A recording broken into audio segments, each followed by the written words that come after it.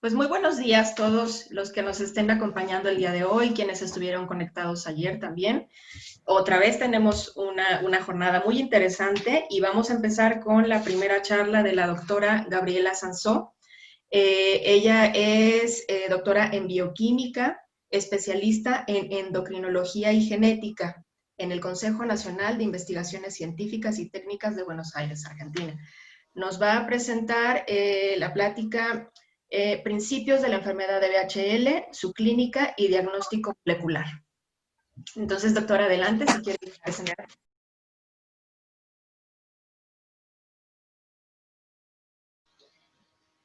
Bueno, buenos días a todos. Es un placer para mí poder compartir los datos nuestros y nuestra experiencia en Argentina. Así que muchas gracias por la invitación y espero que, que sea algo enriquecedor para todos. Y este intercambio entre países me parece que es súper importante para unos podernos ayudar en esta enfermedad tan rara unos a otros. Así que yo voy a abordar el tema de los principios generales de la enfermedad de VHL. Lamentablemente yo creo que esto estaba programado para el principio de los primeros días y yo por una cuestión de trabajo no pude, así que bueno, quedó como para uno de los últimos días, así que les pido disculpas por el tema de la programación. Entonces, vamos a hablar un poquito de lo que es la enfermedad de von Hippel-Lindau, un síndrome tumoral familiar, autosómico dominante. Está causado por una mutación, el gen se llama igual que la enfermedad, el gen VHL, o la enfermedad se llama igual que el gen. Está en el cromosoma 3, es un gen supresor tumoral y tiene una gran variabilidad clínica que ustedes lo han visto a lo largo de estas jornadas. La edad promedio de presentación de esta enfermedad es alrededor de los 27 años y prácticamente el 100% de los pacientes van a presentar alguna manifestación a los 65 años, y tiene una penetrancia muy alta. En cuanto a la clínica, tenemos lo más clásico y lo que generalmente primero se presenta es el hemangioblastoma del sistema nervioso central, también puede verse en la retina y en la médula espinal. Los tumores, también tiene tumores quísticos o carcinoma de células claras de riñón, del subtipo células claras. También podemos ver tumores o quistes pancreáticos o del saco endolinfático. Los feocromocitomas, que creo que abordó el tema ayer la doctora Valeria, que son tumores endocrinos muy frecuentes y generalmente se presenta como feoadrenal la mayoría de las veces y en menor medida como paraganglioma extraadrenal. También podemos ver cistoadenomas de epidídimo y de ligamiento ancho. Esto se visualiza mucho en los chicos. Es una de las presentaciones más precoces que vemos en los chicos.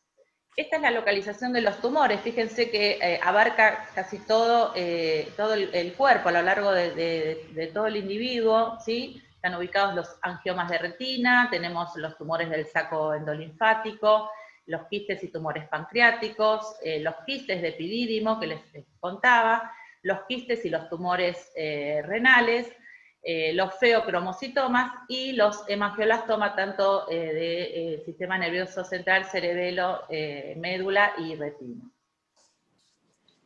En cuanto a la clasificación, tenemos VHL tipo 1 sin feocromocitoma y el VHL tipo 2 que sí presenta feocromocitoma. El más clásico es la presencia entonces del hemangioblastoma, del cáncer renal y los tumores y quistes pancreáticos.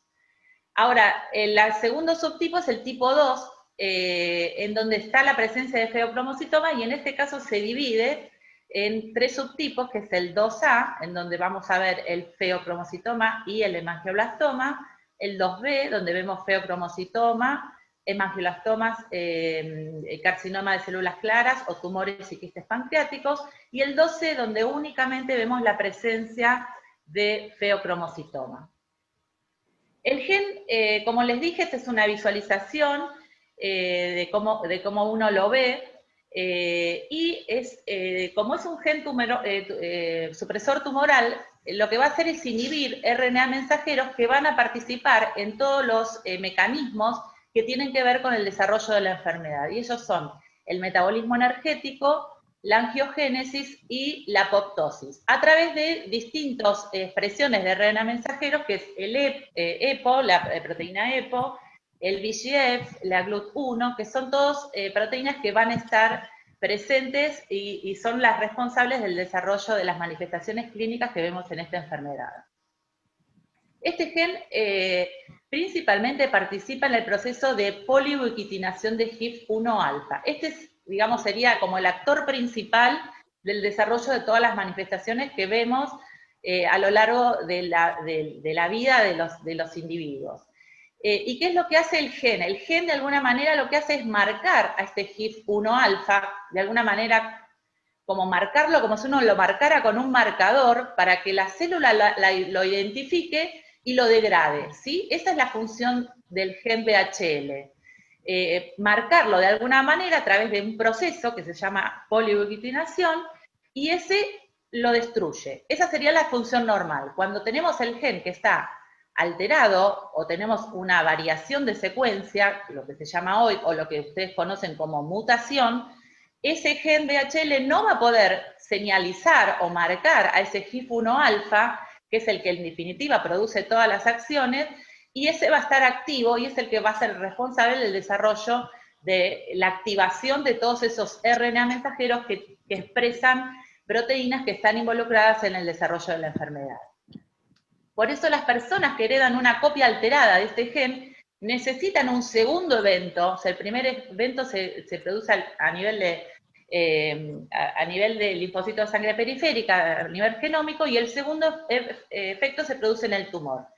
Este sí, generalmente es tan frecuente que en general en el gen no se testea, solo se hace el estudio genético a nivel de sangre periférica.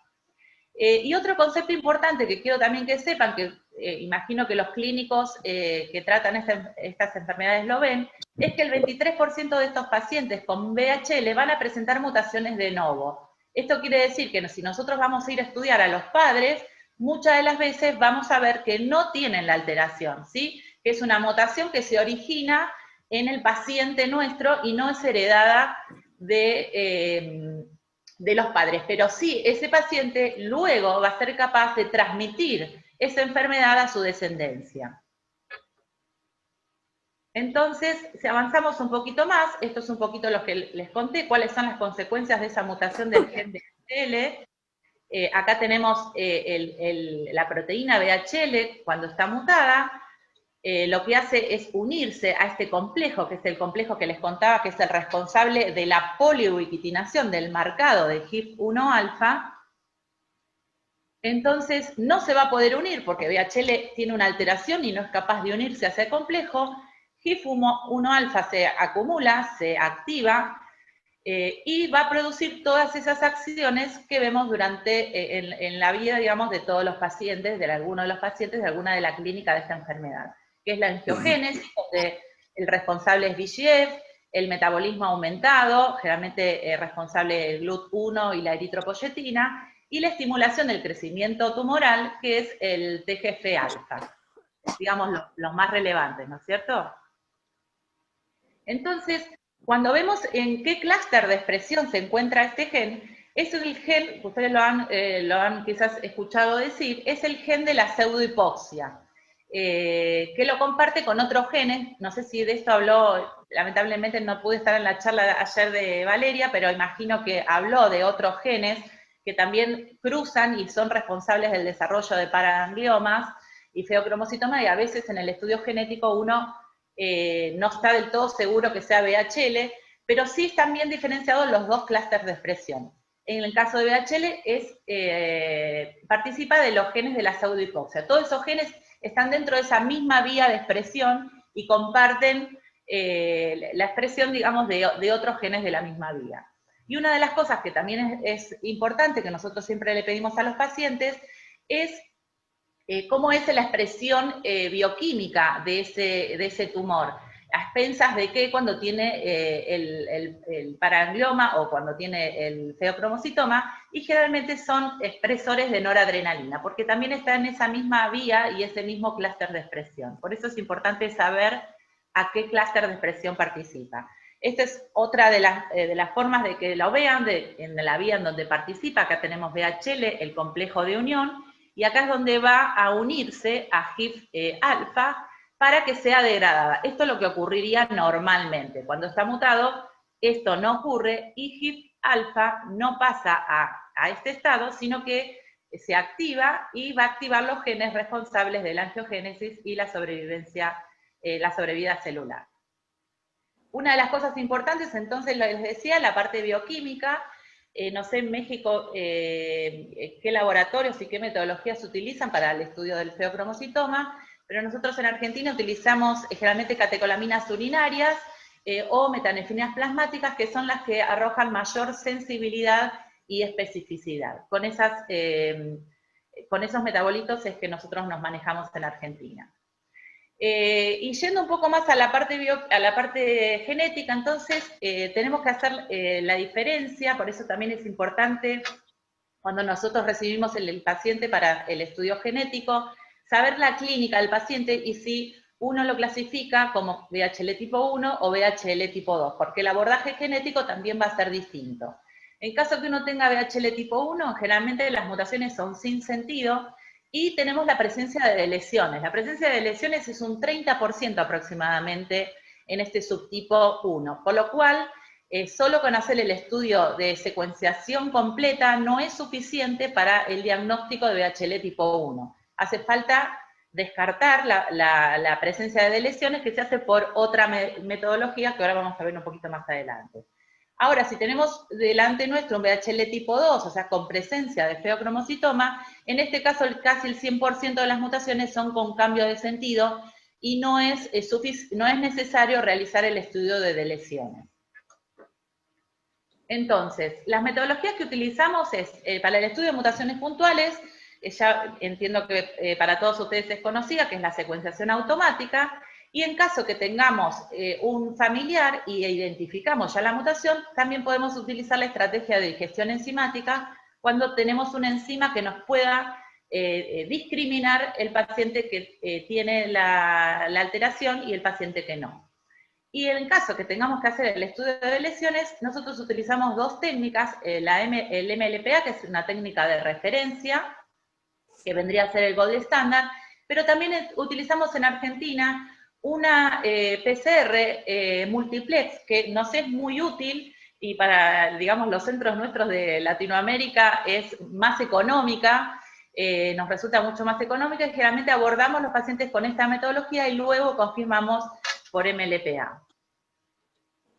Este es el estudio de secuenciación, el esquema de cómo se presenta, les decía al principio de la charla o al comienzo con los coordinadores, les contaba que era un gen chiquito, tiene solo 3 exones, el exón 1, el 2 y el 3, se procede a la extracción del ADN de una muestra de sangre, de linfocitos de sangre periférica, se realiza una PCR, una amplificación para poder visualizar esos exones, y luego se hace una secuenciación automática de ese ADN, y obtenemos un esquema de este tipo en donde podemos leer una por una, es como si nos metiéramos dentro del gen, y pudiéramos leer una por una las bases que conforman la secuencia del gen en cuestión. En cuanto a las técnicas descritas para detectar de lesiones, les contaba que había dos. Una es la PCR cuantitativa fluorescente, es una PCR multiplex. Lo que consiste es en realizar una PCR al mismo tiempo, digamos, de los 3 exones con cebadores universales. Esto abarata mucho más el costo porque solo se necesita la compra de un primers o un oligonucleótido marcado con el fluorocromo. Ese es el costo, digamos, real de esta metodología, es lo más costoso. Después todo lo otro es algo que uno habitualmente utiliza en un laboratorio de biología molecular. Y luego se cuantifica la dosis de esas regiones de interés. Es una técnica rápida y de un costo intermedio, accesible. Y luego les contaba la metodología de referencia, que es el MLPA, y ya en este caso es un kit comercial, las sondas son comerciales, y en este caso, en vez de utilizar solo 3 sondas, se utilizan múltiples sondas, por eso es una técnica de referencia, O sea que para cada exón tenemos varias sondas, no solo una. Y en este caso, lo que tiene es la desventaja, por supuesto, del costo que tiene. Este más o menos es el esquema de lo que les contaba de la PCR multiplex. Fíjense, tenemos un primer round, lo que nosotros le decimos el primer round, que son 10 ciclos de PCR, y lo que colocamos en este primer round de los 10 ciclos de PCR es colocar una secuencia universal, que esto es lo que nos va a servir después en el siguiente round. Entonces se coloca un cebador específico donde va a incorporar esa secuencia universal, que es esta que ustedes ven en verde. Luego se produce el segundo round, que ya son 20 ciclos, donde ya está incorporada en la secuencia, digamos, de referencia o base o de copia, ya la secuencia esta universal, y solo lo que voy a fabricar o sintetizar o diseñar es un cebador, o lo que llamamos un oligonucleótido o un primer, que se va a unir a esta secuencia universal, que la van a tener los 3 exones, por eso es lo barato, digamos, del costo, que solo tenemos que diseñar un primer marcado con CEFAM. Ese primer se va a poder unir a los 3 exones, y con eso hago un nuevo round de 20 ciclos. La segunda técnica es la de MLPA, que ya todos la conocen, que es la de referencia. Consiste principalmente en desnaturalizar el ADN, realizar una reacción de ligación, o sea, cada cadena está dividida en 2, y aquella tiene la especificidad que solo amplifica aquella que está unida y es capaz de ligarla, porque está unida a un soporte sólido. Se hace una reacción de PCR, solo de aquellas cadenas que están unidas, eso es lo que da la especificidad. Se hace un proceso de lavado, y luego se separa por electroforesis capilar los productos obtenidos. Yo, como diseñé y yo conozco qué secuencia tiene cada uno de las sondas que yo utilicé, yo puedo saber, digamos, el producto comercial, el fabricante nos manda a qué corresponde cada uno de los pesos moleculares o a qué altura va a correr cada uno de estas secuencias, a qué sonda corresponde, ¿sí? Esta es una información que la da el fabricante. ¿Ven? Esto es lo que les decía. En total, en vez de utilizar la otra técnica, solo 3 sondas de los 3 exones, en el caso de VHL, en este caso el kit de MLPA utiliza 29 sondas. La especificidad de cada uno de los exones, fíjense, el exón 1, por ejemplo, tiene 3 sondas, el exón 2 tiene, está corrido acá, tiene otras 3 sondas, y el exón 3 tiene 2 sondas. Y a su vez hay otras sondas que también nos dan mayor especificidad, que son 12 sondas de referencia en otros cromosomas. Tenemos 2 sondas en el cromosoma 3, que es el cromosoma responsable, digamos, que es donde se encuentra el gen de VHL, y otras 6 sondas para genes localizados cerca de VHL. Todo esto hace que la especificidad de esta metodología sea mucho más alta a la metodología que les conté anteriormente. Y vamos a obtener un perfil de este tipo, ¿sí? Esta es la visualización que nosotros vemos en un graficador, digamos, en una computadora, y se hace una cuenta, que no les voy a contar, pero todos los pacientes que tengan una lectura menor a 0.6 son aquellos que tienen una delesión, ¿sí? Para cada copia de ADN tenemos 2 alelos, 0,6 quiere decir que perdió un alelo, con lo cual la lectura, esto es una técnica cuantitativa, o sea, cuantifica, a diferencia de lo que es la secuencia, que es una técnica cualitativa, esta es una técnica cuantitativa, nos dice cuánto hay de ese alelo o de ese pedacito que estamos leyendo. Si hay 0,6, nosotros inferimos que está la mitad del alelo. Por eso todos aquellos barras que estén por debajo de 0,6, y conocemos cada una de estas bandas en función de dónde corren, por el largo que tienen, que esta es una información que nos da el fabricante, sabemos qué fragmentos están delesionados. Son todos aquellos que tienen menor de 0,6. Y en la técnica se corre, por supuesto, controles de delesión que nos van a ayudar para comparar, digamos, el resultado que nosotros obtuvimos de nuestro paciente. Esa es básicamente la técnica. Bueno, en cuanto a una vez que hacemos la detección del paciente afectado, luego tenemos que controlarlo y seguirlo, y entran en un protocolo internacional, no solo que se hace en Argentina, sino en otros lados, en otros países, y está ya estigmatizado qué es lo que, cuál sería el seguimiento de los pacientes. Generalmente a los 2 a 10 años, cuando empiezan con los controles, se hace un examen físico, se hace un examen neurológico, el examen oftalmológico, el examen audiológico, que está consensuado que se hace bianual, no hace falta hacerlo todos los años. Las catecolaminas urinarias que les contaba, dentro de la patología, es otra de las cosas que sirve para controlar la presencia de feocromocitoma. Y las ecografías abdominales, para la búsqueda de o tumores o quistes renales o pancreáticos, y las suprarrenales. Luego, entre los 11 y 19 años, ocurre lo mismo, se hace anualmente cada uno de estos estudios, y la resonancia magnética del sistema nervioso central, de médula espinal, con gadolinios, se hace anual o bianual. Esto es a criterio, digamos, a criterio clínico, según la patología también familiar y la posibilidad, en función de la mutación que tenga, de desarrollar o no alguna de estas manifestaciones. Y luego de los 20 años lo mismo, el proceder es lo mismo. Siempre el único que se hace bianual es el audiológico, y ya en este caso, a partir de los 20 años, sí también se hace la resonancia magnética del sistema nervioso central y del médula espinal bianual. Este es más o menos el esquema que nosotros seguimos en Argentina. Y les traje un poquito lo que son los registros epidemiológicos, las familias que nosotros estudiamos en Argentina.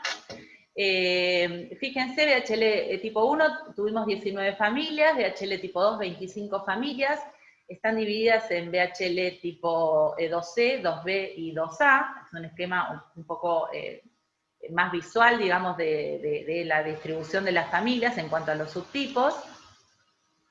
En total, estudiamos familiares, estudiamos 264 individuos correspondientes a 44 familias en total. Y fíjense, tuvimos 19 casos índices de VHL tipo 1 y 30 casos índices de VHL tipo 2. En total correspondían algunos a 19 familias y a 25 familias. Fíjense que algunos casos índices son más que las familias, porque muchos vienen en forma conjunta, los dos casos índices al mismo tiempo son identificados, o muchas veces no los conocemos o vienen desde otro lado de la familia con otro apellido, y luego de unos años identificamos que se trata de la misma familia. Eso también nos ha ocurrido en el transcurso, digamos, del estudio de estas enfermedades, de esta enfermedad. Y en cuanto a los familiares, en el VHL tipo 1 pudimos estudiar 63 familiares. De esos 63, 28 presentaba el gen VHL positivo. Fíjense que la distribución y la presencia del gen es bien autosómico dominante, como les contaba, o sea, en la mitad de los individuos, cada familia, cada individuo es capaz de transmitir con un 50% de probabilidad a su descendencia el gen. Por eso vemos esta frecuencia de 63, 28 genes, 28 positivos. Y de estos 28, es interesante ver cuántos tuvieron clínica y cuántos sin clínica. Esto también nos ocurre bastante. Fíjense que con clínica tuvimos 22 y tuvimos 6 sin clínica, o sea que no tenían ninguna clínica o no manifestaban ninguna clínica de enfermedad. Y en VHL tipo 2 pudimos estudiar 30 casos índices correspondientes a 25 familias, en total 152 familiares, tenemos más VHL tipo 2. También nuestro centro es un centro de referencia de feocromocitoma, y quizás hay, digamos, como una mayor cantidad de familias con VHL tipo 2, dada esta frecuencia, digamos, por nuestro centro de esa referencia de feocromocitoma, quizás es más alta a lo que se ve generalmente en otros centros o en otros países. En este caso, pudimos estudiar 152 familiares, de los cuales 67 presentaron VHL positivo, nuevamente la misma distribución de un gen autosómico dominante, Y acá fíjense, tuvimos 32 con clínica y tuvimos 37 sin clínica, ¿sí? Esto es bastante relevante. También es verdad que fueron mucho más jóvenes, dado que en la presencia de VHL tipo 2, la manifestación del feocromocitoma es mucho más temprana y por eso también la falta de clínica en muchos de estos pacientes. En cuanto a la edad, fíjense, los casos índices iban entre 13 a 60 años, con una media de 28 años. Tuvimos dentro de esos un fallecido, y dentro de los familiares con clínica iban entre 18 a 68 años, con 43 años de edad media de presentación, un poco más tardía lo que es el caso índice. Tuvimos 5 fallecidos en este caso y 5 fueron inadvertidos por ello, a pesar de que tenían el gen positivo, no sabían, digamos, que la tenían, a pesar que tenían la clínica presente, no sabían que la tenían, o sea, la encontramos cuando la fuimos a buscar y encontramos que eran positivos, empezamos a hacer los estudios clínicos y los estudios bioquímicos y encontramos que en realidad sí tenía clínica. Esto también es muy importante tenerlo en cuenta. Y estas son las edades. Y tuvimos en total 6 familiares asintomáticos. Fíjense las edades, de 8 meses, 18 meses, 35 años. Todos estos eran familiares que no tenían ninguna manifestación. En cuanto a VHL tipo 2, fíjense que la edad de presentación que les decía es mucho más temprana. La media es de 14 años, el más chiquito tenía 4 años, perdón, de 4 a 56 años. En este caso tuvimos 3 fallecidos, y en cuanto a las familiares con clínica, que hubo 32, la edad también es mucho más temprana, de 6 a 75 años, con una media de 27 años. Acá nuevamente tuvimos 14 inadvertida la clínica, a pesar de que tenían clínica, era inadvertida en ellos, y tuvimos 3 fallecidos. Y de los familiares asintomáticos tuvimos 35, o sea, un montón, y la edad fue de 2 a 73 años, con una media de 19 años. Bueno, esto es el cuadro, digamos, completo, para que vean la diferencia, la media de la presentación. Fíjense la edad de presentación con clínica de los familiares, mucho más tardía que de los casos índice, lo mismo ocurre acá. Y de los familiares sin clínica, fíjense que estos son las edades de los que no tenían clínica, y estos iban de 2 a 73 años. También es una edad un rango bastante amplio. Y en este caso no tuvimos ningún fallecido de las familiares sin clínica, ninguno. Estas son las mutaciones que encontramos en VHL tipo 1, en VHL total en general, en total, ahora lo van a ver discriminado. Estos son los exones que les contaba, estas son las deleciones, están marcadas en blanco y en esta línea en negro. Y entre paréntesis está la cantidad de familias que presentaron cada una de las mutaciones. Fíjense que tenemos la distribución a lo largo de todo el gen. En cuanto a VHL tipo 1, tuvimos 5 grandes deleciones, que es por la técnica que se necesita, que es la de MLPA, y tuvimos en total 5 deleciones, 8 mutaciones sin sentido. Esta es la otra característica de las mutaciones VHL tipo 1, que son mutaciones sin sentido, con la aparición generalmente de un codón stop. Tuvimos 4 frame shift, una splicing alternativo y una mutación con cambio de sentido. En cuanto a VHL tipo 2, fíjense que todas las mutaciones fueron con cambio de sentido y tenemos solo un frame shift. Es un cambio de marco de lectura. Y finalmente lo que les quería contar, no se ve tanto en esta enfermedad porque son generalmente mutaciones ya conocidas, donde la mayoría de ellas tienen estudios funcionales y está demostrado que son mutaciones que causan patogenicidad. Pero ¿cómo uno ve si esa mutación? Tuvimos 1 o 2 casos últimos que tuvimos que hacer estudios funcionales. Esto es cuando uno encuentra una mutación nueva y no hay bibliografía que avale que esa mutación o esa variación de secuencias pueda ser la responsable del desarrollo de la enfermedad. Entonces, ¿cuáles son las cosas que a nosotros nos advierten que esa variación de secuencia puede ser la responsable de ser la responsable del desarrollo de la enfermedad? Entonces, ¿qué es lo que vemos?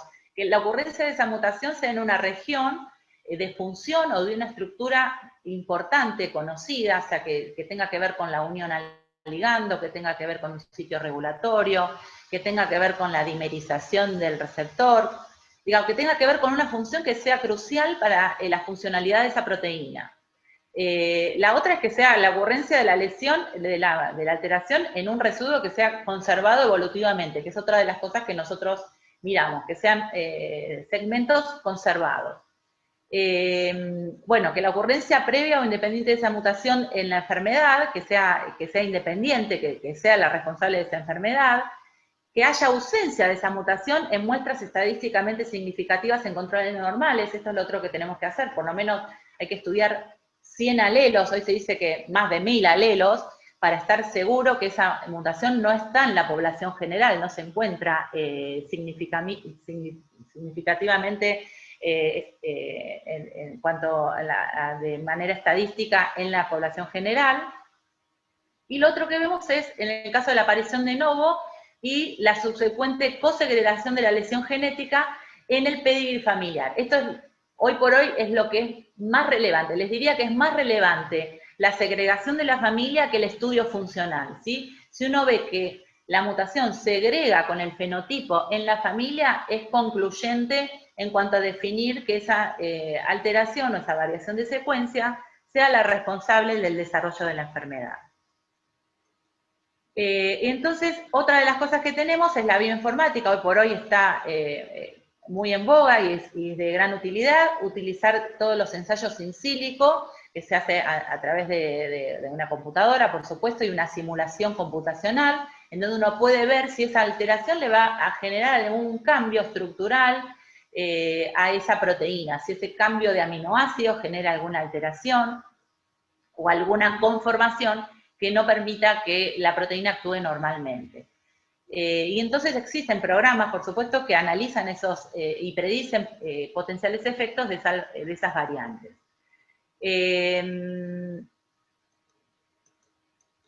La otra cosa que nosotros vemos es ver si la proteína está cristalizada, que es VHL sí está cristalizada, y uno puede ver, también es un diseño que uno hace en una simulación computacional, cómo afecta ese cambio de esa proteína en el aminoácido en la estructura tridimensional de esa proteína que está cristalizada. Otra de las cosas que podemos ver también es evaluar si una alteración puede producir un cambio de base y alterar un sitio de splicing. Esto también es muy común. El cambio de una base puede generar, si es un sitio de splicing, también hay programas que nos predice si ese nucleótido, a pesar de que sea una alteración sinónima, puede cambiar un sitio de splicing y ese sitio de splicing permitir la pérdida de un exón completo del gen. Entonces, o también puede alterar sitios regulatorios del splicing. Entonces, tampoco se descarta aquellos cambios que son sinónimos y hay que seguir estudiando y ver si ese cambio puede producir alguna alteración. Estos son algunos de los ejemplos de las herramientas informáticas con las que nosotros hoy por hoy contamos para hacer esos estudios.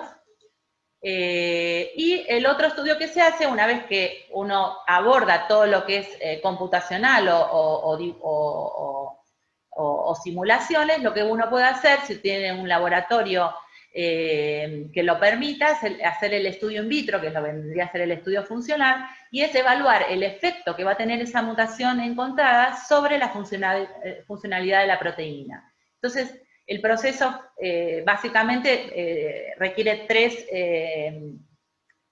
tres pasos, que es la mutagénesis dirigida, en donde uno simula o genera, digamos, la mutación de manera in vitro, luego expresa in vitro la proteína mutante, lo que llamamos el mutante, en un cultivo celular, y evalúa la función de ese cultivo celular con respecto a la expresión de esa proteína mutante, y compara cómo es el crecimiento, la estructura, la función o las cosas que uno puede ver de ese crecimiento celular y lo compara con el crecimiento celular de lo que llamamos wild type, que vendría a ser la proteína no mutante. Entonces, se hace la mutagénesis dirigida, acá tenemos el vector, se hace la transfección y esta es la expresión, digamos, de la mutante en las células en cultivo. Bueno, y nada más, eso es todo, y gracias por la atención. Doctora, pues muchas gracias. Muy detallada la información. Por ahí vi algunas personas conectadas que tienen ese interés, se dedican pues a este tema de la investigación en laboratorio y bueno, sí, seguramente fue de mucha productividad y de mucho beneficio esta charla. Le voy a dar la palabra a Edith, que nos va a presentar a nuestro siguiente panelista. Buenos días a los que se han ido agregando a esta gran conferencia de la doctora Gabriela. Ahorita continuamos con la doctora Edna Izpuru. Ella nos apoya mucho en la alianza, desde el año pasado que la conocimos, es un pilar fundamental en la alianza y tenemos que presumir de ella porque creo que es la única genetista en México que ha presentado un trabajo a nivel internacional sobre VHL. Realizó una investigación sobre una familia que tiene 2 enfermedades raras. Entonces, muchas gracias por dedicarse a nosotros, por compartir su experiencia y presentarla en otras partes del mundo para que se vea que el trabajo tan efectivo y de gran calidad que realizamos en México. Muchas gracias, doctora Edna. La doctora Edna es la jefe del Hospital Ángeles del Pedregal, aquí en la Ciudad de México, y es directora de los laboratorios Clinigen. Ella nos va a hablar sobre una conferencia que a nosotros, como Alianza, nos han estado escribiendo muchos de este tema, pero no sabemos responder, ¿sí? Entonces, muy amable la doctora nos dice, ¿saben qué? Denle mi teléfono y yo los oriento, porque pues bueno, en nuestras manos no está dar esa orientación, y va a hablar sobre las opciones reproductivas en la enfermedad de von Hippel-Lindau. Muchas gracias, doctora Edna.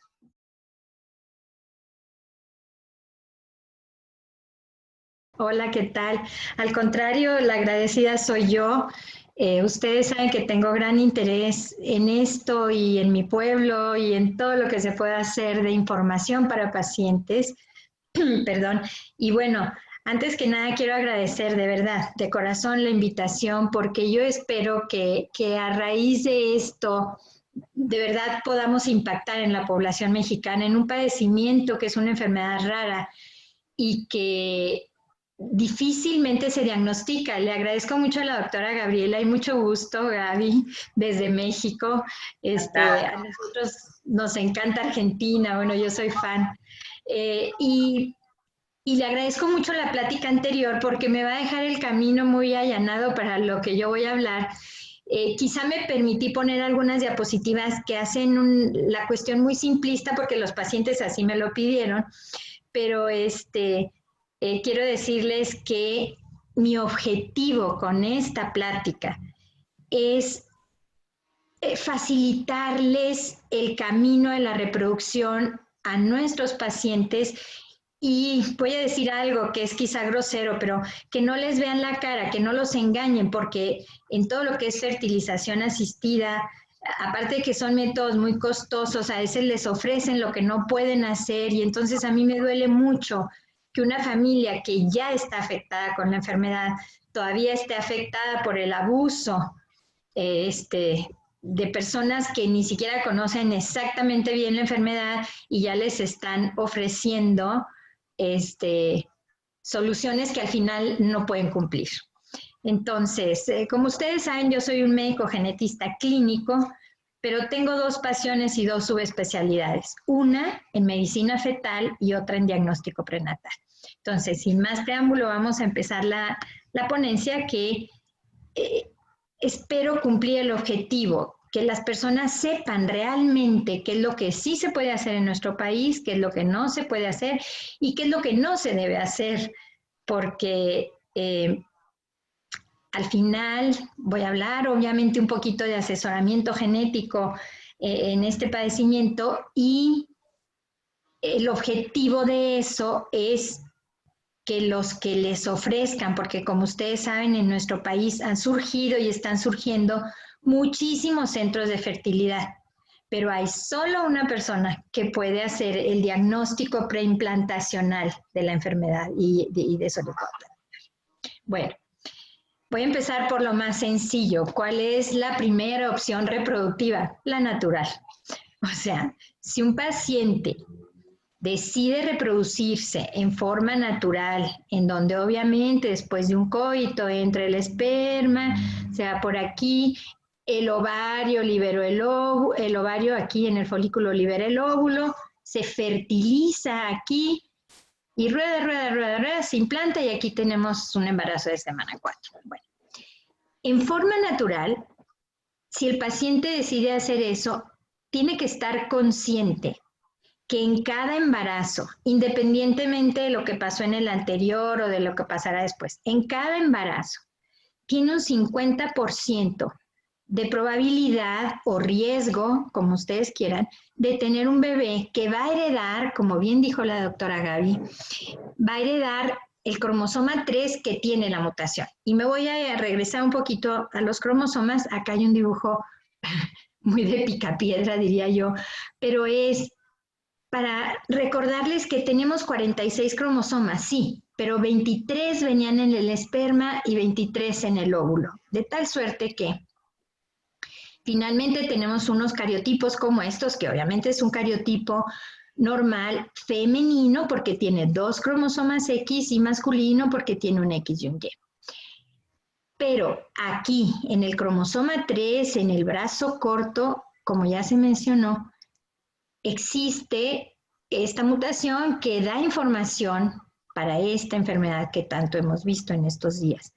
Como todos tenemos 2 cromosomas 3, pues vamos a tener uno normal y uno que tenga la alteración. ¿Qué posibilidad tenemos de dar cada uno? Pues ya lo dijimos mucho, 50%. Si damos el cromosoma que no tiene la mutación, y es muy importante porque esto a veces genera mucha duda, los hermanos sanos piensan que tienen algún riesgo de heredarle a sus descendientes la mutación, pero ¿cómo puedes tú heredar, híjole, no sé, una casa que no es tuya, o cómo puedes heredar una mutación que no tienes? Entonces, es muy importante por eso darles asesoramiento. El que herede la mutación la va a heredar exactamente igual que la que tenía el progenitor, y por eso les decía que le agradezco mucho a la doctora, porque es muy importante tipificar esa mutación. Muchas personas en nuestro país piensan que si hacemos un cariotipo podemos ver la mutación, y eso es absolutamente incierto, es imposible. Esta diapositiva se las puse porque me encanta, y se trata de la compactación del DNA. Nosotros en este cromosoma, si es que fuera un 3, que creo que no porque el centrómero está muy abajo, pero si este fuera un cromosoma 3, yo les pongo siempre el ejemplo, es como si tú quisieras ver el metro desde arriba en un helicóptero y puedes contar los vagones del metro y ver las bandas del cromosoma, pero no puedes ver a Juanito Pérez que está ahí sentado en el metro, en el vagón 16, en la fila 4 del lado de... ¿No lo ves? Para ver eso, tienes que desenrollarlo, desbaratarlo y hacer una serie de técnicas que ya nos platicaron brillantemente para ver esto y encontrar la mutación. Cada familia, bueno, esto se ha permitido gracias a todo el descubrimiento de la molécula del DNA y de la genética molecular y del genoma humano, etc. Ya habíamos dicho que el cromosoma de interés es este, y ya vimos exactamente lo que se hace. En diagnóstico preimplantatorio es básico saber cuál es el fragmento que estamos buscando. Y hay muchas técnicas.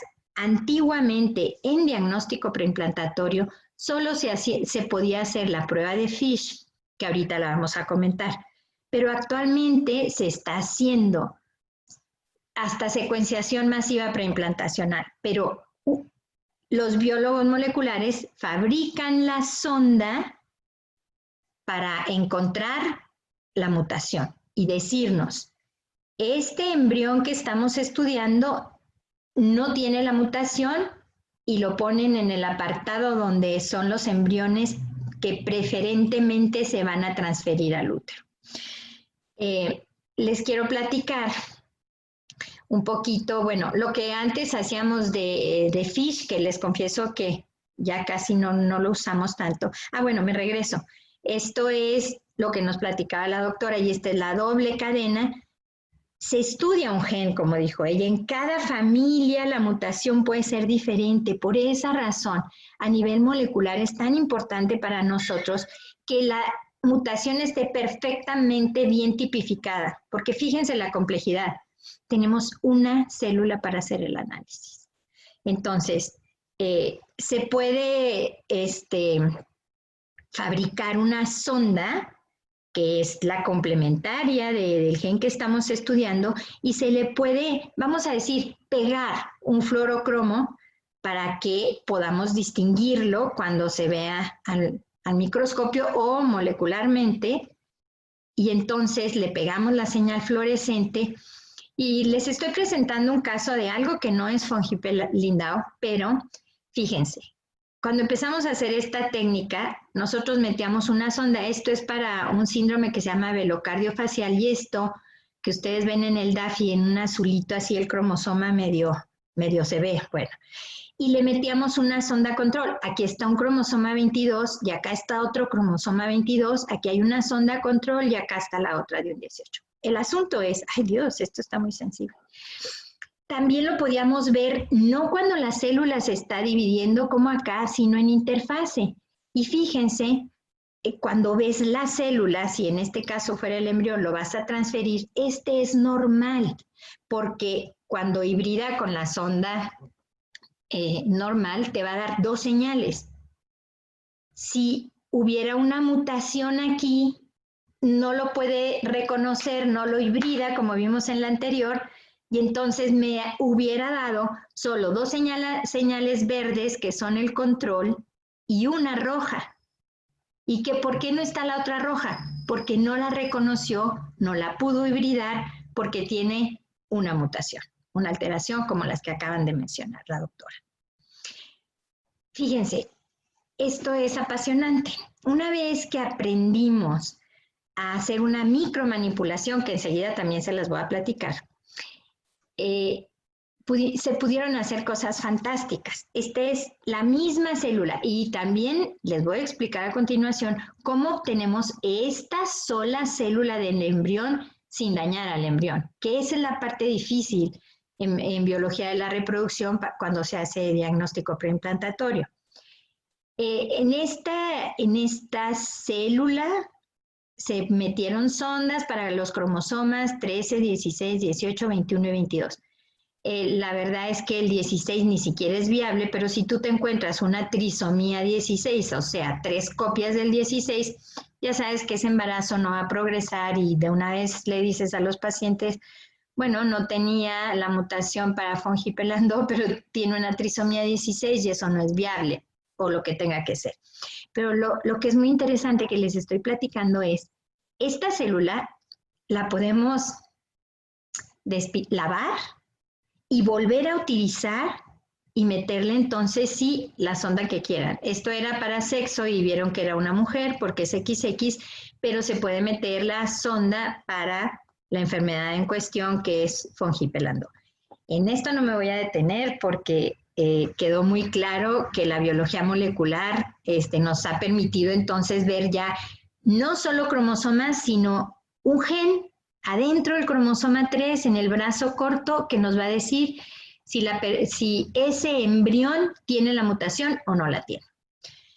¿Qué hacemos ya de hecho con una pareja que llega? Lo primero es darle asesoramiento genético, que también lo dejé un poquito para después, porque les voy a platicar primero qué hacemos. Primero valoramos a la pareja en forma general, pero también en la forma de reproducción. ¿Qué tan aptos están para la reproducción? Y sobre todo, en la pareja ya sabemos que va a haber una persona afectada y hay que ver si es una mujer, qué edad tiene, qué reserva ovárica tiene, cómo están sus hormonas, etcétera. Si es un varón, que no tenga un tumor igual, es lo que ya se ha mencionado en la clínica. Habitualmente, en el síndrome de von Hippel-Lindau, no tenemos problemas de infertilidad, no se asocia directamente con infertilidad. Sin embargo, bueno, algunas parejas muy específicas sí tienen subfertilidad debido a las alteraciones que puede tener el testículo o el ovario. Esto se los puse, no le hagan caso, pero es solamente para que veamos en un ciclo celular en donde se hace un seguimiento y se pone una serie de hormonas, ¿para qué? Para recobrar ovocitos, para fertilizarlos. Cada ovocito ya fertilizado va a ser un embrión. Estas se los pongo porque sé que no están muy familiarizados. Cada huequito de estos es un folículo y luego hacemos una punción. Miren este esquema. Estos esquemas me gustan porque son súper sencillos. Tenemos un ultrasonido que tiene una agujita que pueden ver acá. Y como ya le dimos todo este esquema anterior de estimulación con todas estas hormonas en los diferentes días del ciclo, la paciente pues ahora no ovula como habitualmente sucede un solo óvulo, va a ovular muchos. Esto parece un racimo de uvas, vean acá. Entonces se seda a la paciente en el quirófano y con sedación se hace este procedimiento transvaginal. No es una cirugía, esto es una sonda de ultrasonido intracavitaria transvaginal, y entonces en cada folículo debe haber un óvulo adentro, idealmente, se punciona, se aspira y el aspirado lo lleva directamente a un tubito donde hay un medio de cultivo. Acá abajo tenemos la imagen que en realidad estamos viendo cuando se hacen las aspiraciones o capturas ovulares. Cuando ya lo tienes, ¿qué vas a hacer con él? Tenemos dos formas que las vamos a ver acá. Les pasé esta foto porque esta foto hizo historia. Fue la era en donde se empezó a hacer micromanipulación de gametos. Fíjense qué interesante. Esto es un óvulo. Este lo está soportando, es una pipeta, no tiene nada que ver. Pero esta es la aguja que mete un esperma dentro del óvulo, y por eso se llama ICSI, inyección intracitoplasmática de gametos. El caso es que cuando nosotros ya tenemos los óvulos de la paciente, tenemos que fertilizarlos de alguna manera. Hoy por hoy se siguen utilizando en nuestro país dos métodos principales, que aquí los tenemos. La fertilización in vitro, que tiene estas siglas, IVF, y que consiste simplemente en el óvulo que se obtuvo de la manera que vieron anteriormente, se le agrega una muestra de la pareja que nosotros le llamamos está capacitada. Eso nada más quiere decir que el Señor nos dio la muestra de semen, que la puede obtener de diferentes maneras, nos da el frasquito con el eyaculado, se lava con un sperm wash, se lava varias veces, se le quitan los detritus, los leucos, todas las demás células, y luego tenemos varias técnicas que puede ser swim up o puede ser gradiente de Percol, lo que sea. Lo importante es que tengamos millones de espermas aquí para poner el óvulo en esta cajita de Petri y ahí lo soltamos. Claro, esto es en una campana de flujo laminar a una temperatura controlada, todo lo que ya creo que hemos mencionado en otras ocasiones. Pero entonces se fertiliza el óvulo solito, como si lo hubiera hecho en forma natural, y bueno, entonces ya tenemos un embrión de día 1.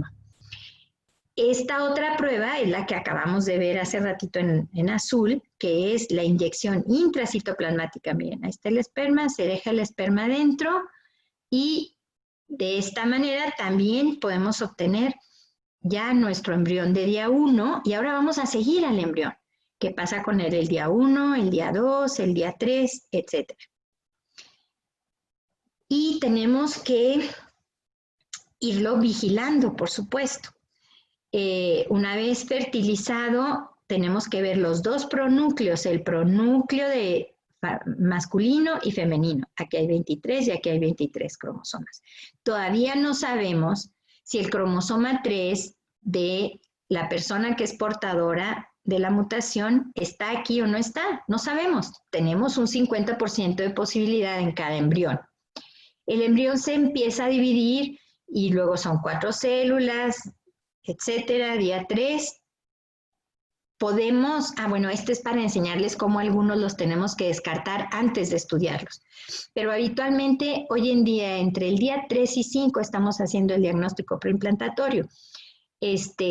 Fíjense cómo puede ir muy bien el embrión y según esto muy bien. Y aquí fíjense, ya no se parece a un embrión normal, ya está todo fragmentado, se puede vacuolizar. Cuando hay vacuolas no va a ser, ese embrión tiene que ser descartado porque no va a progresar, no vamos a obtener el objetivo que es un bebé sano en casa.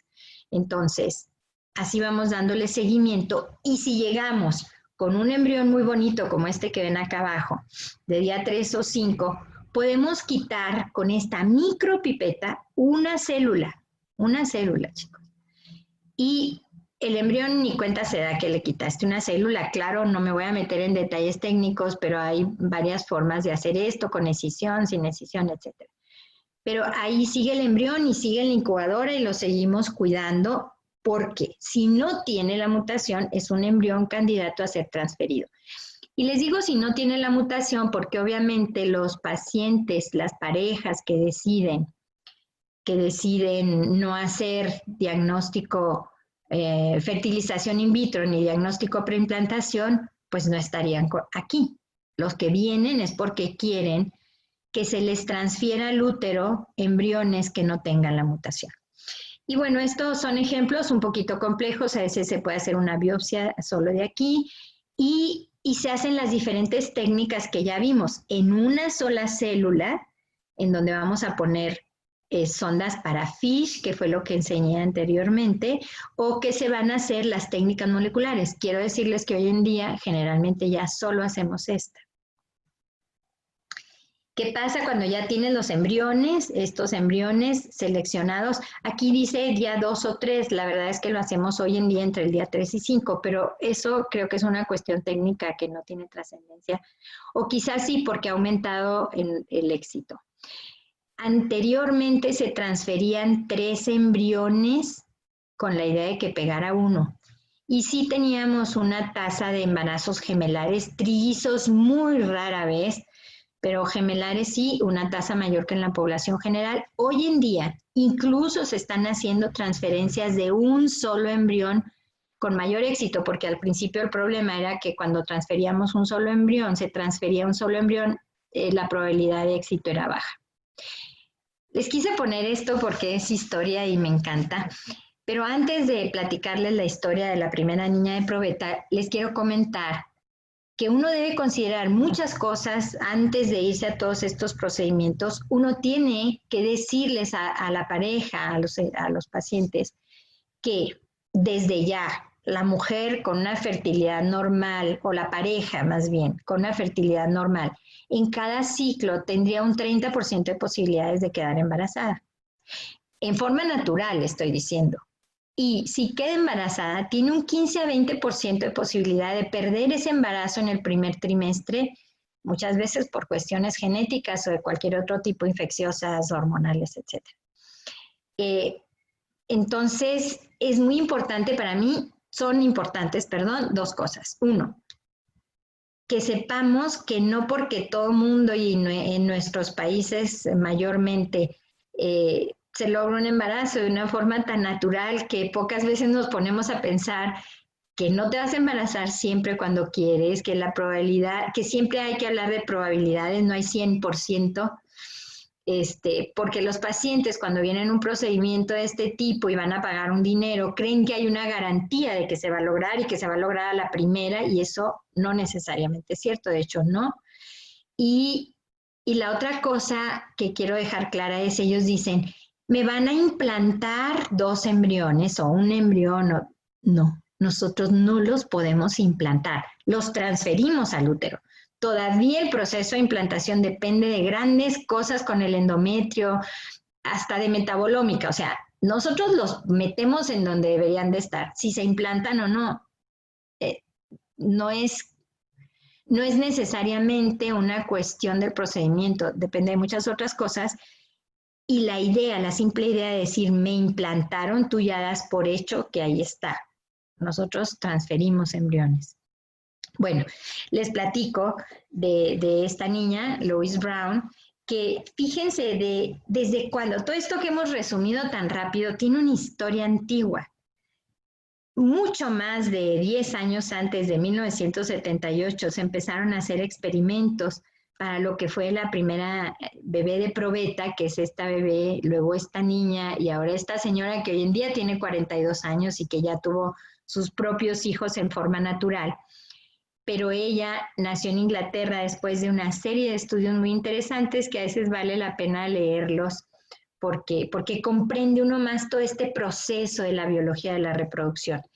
Y solo por dar así algunas cuestiones en la línea del tiempo, fíjense cómo a veces pasan 10 años, por ejemplo aquí, desde 10 años antes, en el 68, se empezaron a hacer estudios en trofoectodermo para determinar el sexo, luego vino el nacimiento de ella y luego muy rápido se empezó a hacer, esto es diagnóstico preimplantacional con PCR, pero todavía no se hacía en humanos, se empezó a hacer en conejos y ya sabemos esa historia, ¿no?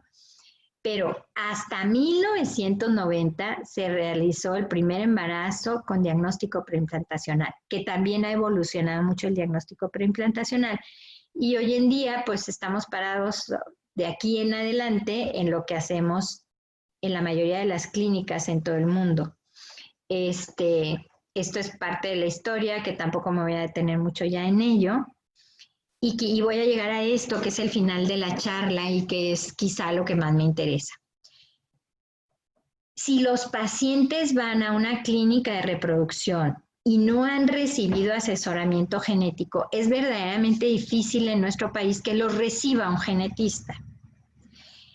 Desafortunadamente creo que ha sido algo que se ha hecho como muy comercial, como los grandes negocios, bueno, ofrecen paquetes a meses sin intereses y cosas así para pagar un procedimiento de este tipo. Es muy importante para mí y yo seguiré contestando todos los correos que quieran, pero muchas veces me escriben los pacientes o dicen, estoy en la clínica tal y ya desde que me dicen qué clínica es, yo ya sé que no lo van a lograr. Y no es justo que gasten su dinero, sus ilusiones, sobre todo, el dinero es lo de menos. La ilusión de ir a una clínica de reproducción asistida para tener un hijo al cual no le van a transmitir la enfermedad que ellos tienen, que es muy importante. Entonces, yo les sugeriría que reciban primero una asesoría, un asesoramiento genético, que es algo bien simple, parecido a lo que estamos haciendo ahora, en donde pues el médico les informa todo, les informa de la enfermedad, dónde está la mutación, de todo, o sea, la causa, los riesgos de recurrencia y el pronóstico de la enfermedad. Y fíjense, aquí me voy a detener tantito porque la doctora Gabriela nos dijo de otra manera, pero muy simplista, algo que yo les voy a comentar ahora. Esta es una enfermedad de una penetrancia muy alta. ¿Qué quiere decir eso? Que cuando está el gen se va a manifestar temprano o muy tarde, como ya vimos, pero cuando está se hace presente. Pero tiene otra característica este gen que es muy importante para nosotros en asesoramiento genético. Aparte de la penetrancia tan alta, tiene una expresividad muy variable, porque aún en la misma familia, con la misma mutación, un paciente puede presentar un cuadro clínico muy florido y el otro casi nada. Ella nos habló de los asintomáticos. Entonces, eso es una dificultad a la hora de dar el asesoramiento, porque a veces a los pacientes les cuesta mucho trabajo comprender que dicen, bueno, pero si lo hereda no va a tener nada porque mi primo tiene 20, 30 años y no ha presentado nada. Ese es su primo. Nosotros solo vamos a saber si está mutado o no está mutado el cromosoma 3, nada más. No podemos saber el grado de expresividad del padecimiento, aun cuando tengamos caracterizada la mutación. Tampoco podemos saber a qué edad lo va a empezar a presentar clínicamente. Y entonces, yo pienso que idealmente las parejas deben acudir a una consulta de asesoramiento genético, en donde vamos a valorar riesgos y lo demás que ya dijimos, pero que también vamos a corregir situaciones simples, otras, y vamos a tratar de disminuir riesgos ambientales, que hasta acá no los hemos mencionado, les vamos a dar ácido fólico y su guía de alimentación de todo lo que es el programa de Barker de programación fetal. El bebé se programa desde que está inútero. Si la mamá come mal, va a tener un hijo que va a estar enfermo, no de esta enfermedad de von Hippel-Lindau, sino lo podemos programar desde inútero para ser diabético, hipertenso, etcétera, y esa es otra parte que me gusta mucho, pero ya la platicaremos otra vez. Los estudios básicos se llama perfil preembarazo, lo que le hacemos a la señora para descartar todo esto, que no nos vaya a hacer una diabetes gestacional. Medimos también hemoglobina glucosilada, etcétera, urocurtivo. Buscamos enfermedades contagiosas, medimos ácido fólico porque hay malabsorbedoras de ácido fólico y ahí les duplicamos la dosis. Hacemos algo muy importante que en México, yo creo que en los demás países se hace, no tengo la estadística, pero en México muy pocas veces una pareja planea un embarazo, se hace estos estudios y, por ejemplo, si no tiene defensas para varicela porque la IgG, que es la inmunoglobulina G, que es la memoria inmunológica, está muy bajita, la vacuno, me espero 4 meses o vamos a suponer que era rubiola. Un bebé sano o que ya hicimos diagnóstico preimplantacional, no tiene la alteración y resulta que después le da rubiola a la señora. Ese bebé que genéticamente estaba bien se va a dañar mucho. Entonces, hacemos todo esto en el diagnóstico. Esto fue nada más la campaña que acabamos de hacer. Muy importante que ustedes sepan lo que deben de recibir. El asesoramiento genético es confidencial. Lo que se dice en el consultorio se queda en el consultorio. Lo que yo piense no es importante. De hecho, cuando me preguntan, doctora, ¿y usted qué haría? No lo sé y de verdad no lo sé, porque necesitaría estar en los zapatos de la persona. Y además, porque lo que yo haría yo tengo que poner cara de póker. El paciente no se debe dar cuenta cuáles son mis predilecciones o no en un asesoramiento genético. Y debe ser confiable, y para que sea confiable se hacen todos los estudios que la doctora Gabriela ya nos platicó. Tenemos que tener entonces un diagnóstico de certeza para saber el pronóstico con las limitaciones que ya dijimos y por supuesto dar apoyo psicológico, que sé que mañana les hablarán de eso. Hay objetivos para con el individuo, como es informarlo, darle las opciones que hay en biología de la reproducción, en lo que tenga que ser, y decirle de los riesgos. Yo quiero concluir con esto. La existencia de pruebas diagnósticas, que cada día tenemos más y que son fantásticas y que a los genetistas nos apasionan, no pueden sustituir a la clínica y nos acaban de dar muy buenos ejemplos de eso. Debemos evitar la solicitud innecesaria y no fundamentada de estudios que a veces son muy costosos y que no vale la pena porque cuando tú ya sabes algo te lo puedes evitar, brincar. Y las técnicas de genética definitivamente son un instrumento muy importante, pero nunca van a sustituir a la labor del médico y sobre todo a la parte humanística. Actualmente es posible detectar enfermedades genéticas y cromogénicas, y cromosómicas mucho más precisamente que antes, y eso nos permite dar un asesoramiento genético más adecuado, siempre. La toma de decisiones de sus parejas, de sus pacientes, va a depender básicamente de la información que les damos, de cómo se la damos, de no ser directivos y todo lo que ya dijimos. Y quiero terminar con esta frase de Gregorio Marañón, que de verdad me encanta. Y me encanta porque yo sé que en la alianza no vamos a descansar. Gregorio Marañón dice que vivir no es solo existir, eso no tendría sentido. Hay que saber gozar y vivir. Y soñar, sobre todo, perdón. No lo estoy leyendo por eso. Hay que crear, saber gozar y sufrir. Y claro que creamos. Escuchen la ponencia anterior. Cada día los biólogos moleculares son una maravilla. Los médicos, los genetistas nos ayudan porque están creando sondas nuevas, técnicas nuevas, cosas que nos ayudan a ayudarle al paciente. Pero lo más importante, no dormir sin soñar. Yo tengo muchos sueños con la alianza, espero cumplirlos. Y Gregorio Marañón decía, que descansar es empezar a morir, así que no vamos a descansar. Muchísimas gracias. Muchas gracias y los esperamos mañana, 8:45 empezamos a abrir la plataforma porque también tenemos unas conferencias bastante importantes, ¿sí? Y que nos sirven para nuestra vida. Muchas gracias a todos y hasta luego.